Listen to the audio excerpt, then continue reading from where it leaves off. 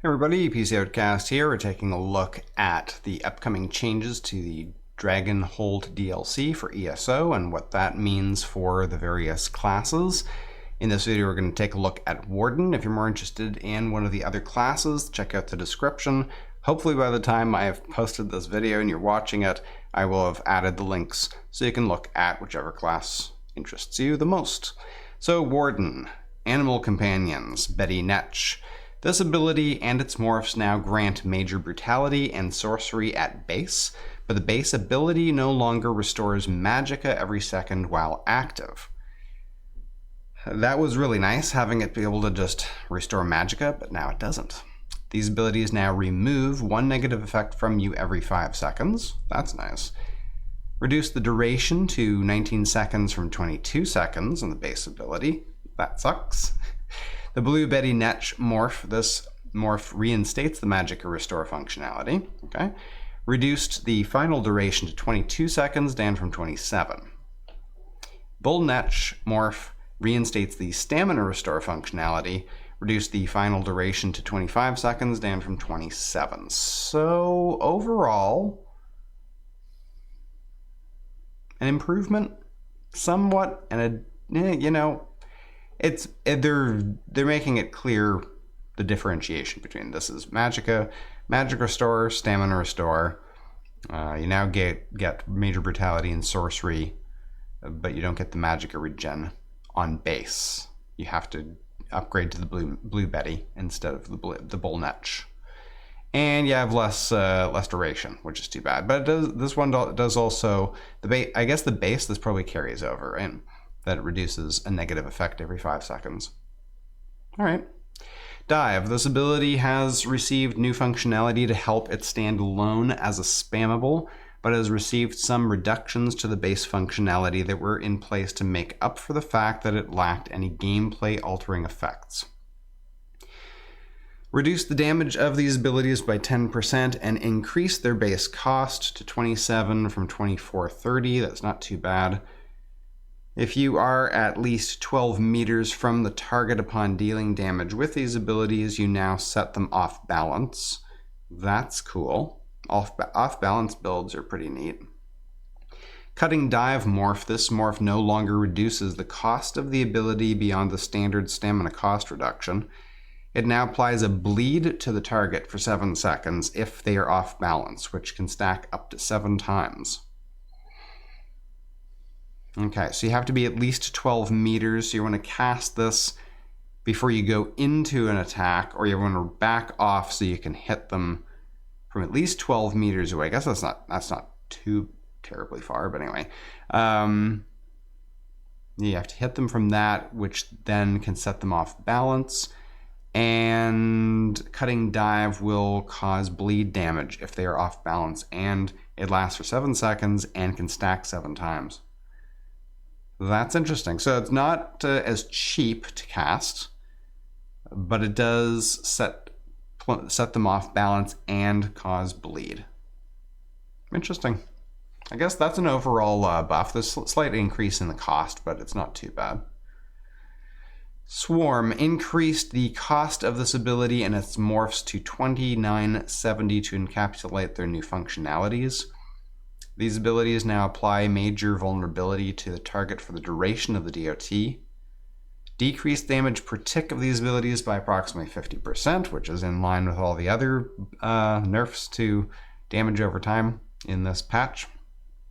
Growing Swarm morph. This morph has been redesigned into a stamina-based ability that deals bleed damage.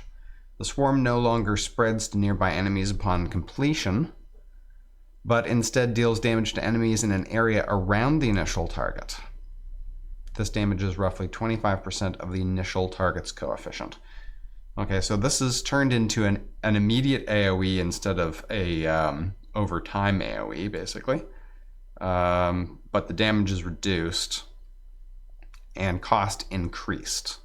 We also have this bleed damage, so that seems to be the idea here with Animal Companions, is to increase, to create like a bleed build, but the damage over time is hurt, so I don't know what the point is of bleed, really. If you're just going to nerf the ability, you're going to add a DOT, but you're just going to reduce the effectiveness. Winter's Embrace, Arctic Wind. This ability and its morphs have regained the original function of Arctic Blast and deal frost damage in a 6-meter area around the caster, while the heal over time persists. This damage scales with your max magicka and spell damage to prevent compounded power for tank builds. So it requires you to put it into magicka instead of getting off of health, I assume. So there's health over time. Oh, I guess compounded power, you're getting health over time and damage over time. Arctic Blast morph. This morph no longer converts the ability into an awkward projectile stun. Instead, this ability has inherited Permafrost's old functionality, where enemies hit 3 times in rapid succession with the ability are stunned, and the stun cannot be blocked. Okay. So the ability and its morphs have changed. Damages in a 6-meter area around the caster and heal over time. Scales off your magicka and spell damage. And then the morph has been changed so that it, if you hit enemies 3 times in rapid succession, they're stunned, and the stun cannot be blocked. Okay. Crystallized Shield, Crystallized Slab morph. This morph now has a 500 millisecond internal cooldown on the damage return and magicka refund, similar to other abilities such as Dragonfire, Scale, or Living Dark. Okay, so they're trying to bring all the similar abilities in line with each other.